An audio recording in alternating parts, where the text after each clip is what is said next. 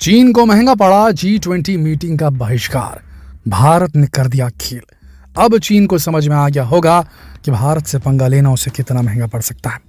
अब अगर आप सोच रहे हैं कि आखिर ऐसा क्या कर दिया भारत ने, तो उसके लिए आपको वीडियो पूरा देखना पड़ेगा, क्योंकि आज की वीडियो में हम आपको बताने जा रहे हैं कि ऐसी डील के बारे में जो अगर सफल हो गई तो चीन को तो मिर्ची लगेगी ही, आपके और हमारे लिए भी ये फायदेमंद साबित होगी। तो इस बड़े फायदे की डील के बारे में जानने के लिए वीडियो अंत तक जरूर देखिए। दोस्तों, ये तो आपको पता ही होगा कि भारत इस बार G20 देशों की मीटिंग की अध्यक्षता कर रहा है और जम्मू कश्मीर के श्रीनगर में बैठक सफलतापूर्वक आयोजित करा चुका है।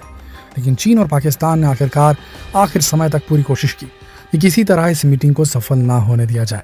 यहाँ तक कि चीन ने इसका बहिष्कार भी कर दिया और ये बयान जारी कर दिया कि वो किसी भी विवादित जगह पर मीटिंग करने के पक्ष में नहीं है और ऐसी किसी मीटिंग में वो शामिल भी नहीं होगा। लेकिन अब भारत ने भी चीन पर काउंटर अटैक ठोक ही दिया, क्योंकि भारत अब हर बार का जवाब देना जानता है।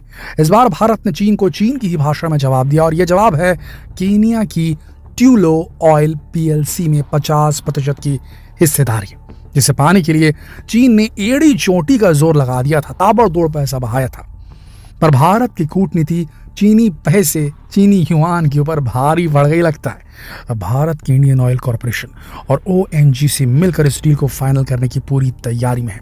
अगर ये डील फाइनल हो गई तो ये चीन के लिए बेहद बड़ा ब्लो, बहुत बड़ा झटका होगा, क्योंकि चीन की कंपनी साइनोपेक SINOPEC इस डील को पाने के लिए बहुत ज्यादा कोशिश कर रही है। लेकिन केनिया की टूलो कंपनी का रुझान भारत की तरफ नजर आ रहा है। इस उम्मीद है कि जल्द ही ये डील फाइनल हो जाएगी। चलिए आपको इस डील के बारे में ज्यादा डिटेल में समझाते हैं। दोस्तों, ये तो आप जानते ही हैं कि भारत लगातार अपने तेल की जरूरतों को पूरा करने के लिए अपने सोर्सेस को बढ़ा रहा है। इसके लिए वो एक के बाद एक कई देशों से डील भी कर रहा है और ऐसे में उसे पता चला कि केनिया की स्ट्रेटेजिक ऑयल फील्ड की 50% हिस्सेदारी बिक रही है, ऑन सेल है। तो भारत ने उसे खरीदने की योजना बना ली। टूलो ऑयल कंपनी के 50% शेयर इस कंपनी के पास है और 25% शेयर अफ्रीका ऑयल कॉर्पोरेशन के पास है और बाकी के बचे 25% शेयर टोटल एनर्जीज नाम की कंपनी के पास है। और इन कंपनियों ने डिसाइड किया है कि वो अपने आधे शेयर बेचना चाहती है, यानी कि टूलो कंपनी अपने 25%, अफ्रीकन ऑयल कॉर्पोरेशन अपने 12.5%, टोटल एनर्जी भी अपने 12.5% शेयर बेचना चाहती है। इस हिसाब से कुल हिस्सेदारी 50% की हो जाती है, यानी कि कंपनी अपनी 50% हिस्सेदारी बेच रही है, केनिया बेच रही है, समझ लीजिए। और यही वो डील है जिसे लेकर भारत काफी उत्साहित है। भारतीय तेल कंपनी ONGC इस डील के लिए सबसे पहले आगे आई और ONGC यानी कि oil and natural gas cooperation ने इस डील को करने की योजना बनाई। लेकिन उस समय मीटिंग के कुछ ऑफिसर्स ने कहा कि हमें इस डील में इंडियन ऑयल कॉर्पोरेशन को भी अपना पार्टनर बनाना चाहिए। इसके लिए दोनों कंपनियों के बीच काफी महीनों तक बातचीत चली, लेकिन कई महीनों की सोच विचार के बाद इंडियन ऑयल कॉर्पोरेशन ने डील के लिए पार्टनरशिप करने से मना कर दिया। उसने कहा कि उसके पास इतना फंड नहीं है कि वो इसमें इन्वेस्ट कर पाए। इस सब में काफी लंबा वक्त निकल गया और इसी देरी का फायदा उठाया चीन की साइनोपेक ने, यानी China petroleum and chemical corporation company ने, और उसने भी डील में अपना इंटरेस्ट दिखाना शुरू कर दिया। लेकिन टूलो कंपनी के CEO भारतीय मूल के राहुल धीर थे और राहुल धीर ने भारतीय कंसोर्शियम का समर्थन किया, क्योंकि उनके हिसाब से राजस्थान के बाड़मेर में बन रहे ऑयल फील्ड में और केनिया के इस प्रोजेक्ट में काफी सारी समानताएं हैं, तो केनिया को वहां से बेनिफिट मिल सकता था राजस्थान में।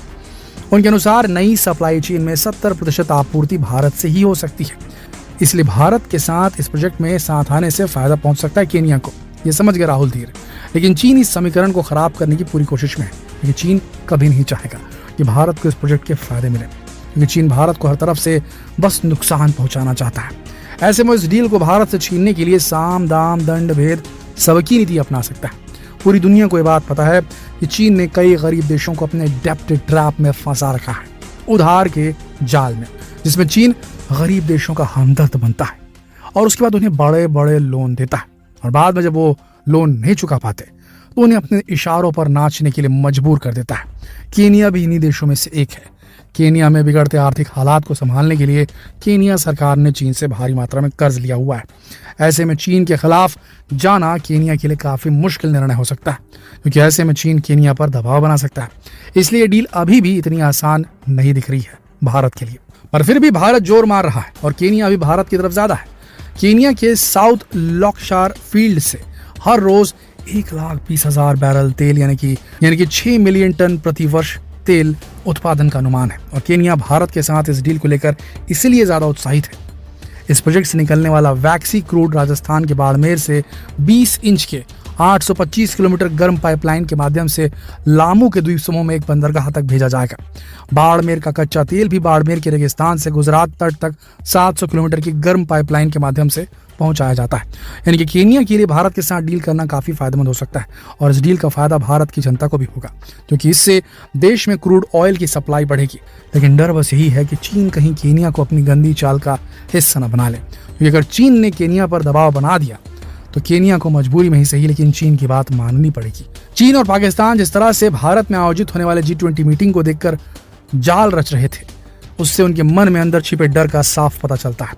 पाकिस्तान की मीडिया में इस समय G20 मीटिंग में चीन के साथ तुर्की और मिस्र के भाग न लेने की बात को बहुत बढ़ा चढ़ाकर बताया जा रहा है। पाकिस्तान इसे अपनी बड़ी जीत बता रहा है और ये साबित कर रहा है कि पूरी दुनिया कश्मीर के मुद्दे पर उसके साथ है।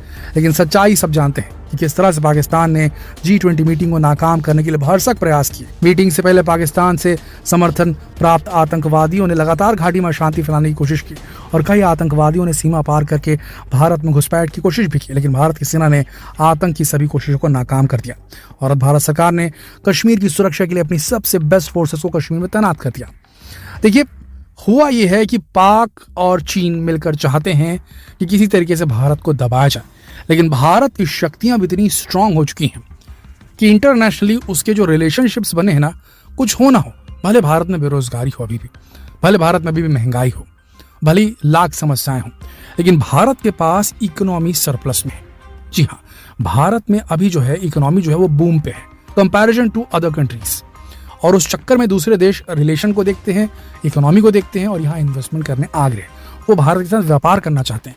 भाई, हम यहाँ से कुछ खरीदने का ऑफर किसी को दे रहे हैं तो वहाँ से वो लोग भी अपना कुछ खरीदने का ऑफर हमें देंगे। बेचना, खरीदना, इंपोर्ट एक्सपोर्ट ये चलेगा तो रिलेशनशिप कायम होगा।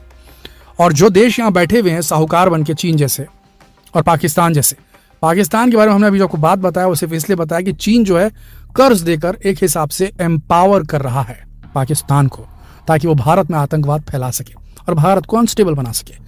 कश्मीर के पार्ट को, पीओके को पूरी तरीके से अलग कर दे ताकि चीन जो है आराम से अपना CPC BRI जो है लाइन वहां पहुंचा दे। और ऐसी स्थिति में इसकी स्ट्रेटेजी है चीन की कि वो ना भारत को मिलिटरली आगे बढ़ने देना चाहता है, बोलता है हिंद महासागर में हिंद जुड़ा है, इसका मतलब भारत का नहीं है ये, ठीक है। वो ना भारत को वीटो पावर लेने देना चाहता है UN में, और ना वो चाहता है कि भारत जो है इकोनॉमिकली स्ट्रांग हो, उस जहां डील करने भारत जाएगा वहां वो भांजी मारने पहुंच जाएगा, केनिया भी पहुंचेगा। अब यहाँ भारत को दिखाना है अपना गुण, और भारत अपनी कूटनीति, रणनीति और अपनी जो मल्टीलैटरलिज्म का जो चोंगा पहना है भारत ने भी, उससे ऐसा लगता है कि भारत इस डील को बैक कर लेगा, ले लेगा इस डील को अपने अंदर और चीन को यहाँ हार मिलेगी। आपका क्या मानना है कि भारत ऐसा कर पाएगा? मुश्किल तो है, और देखते हैं क्या होता है। जो भी अपडेट आती है हम आप तक सबसे पहले लेकर आएंगे, तो इसलिए सबसे पहले हमारे चैनल को सब्सक्राइब कर लीजिए, बेल आइकन प्रेस कर दीजिए, नोटिफिकेशन में ऑल का आइकन दबा दीजिए।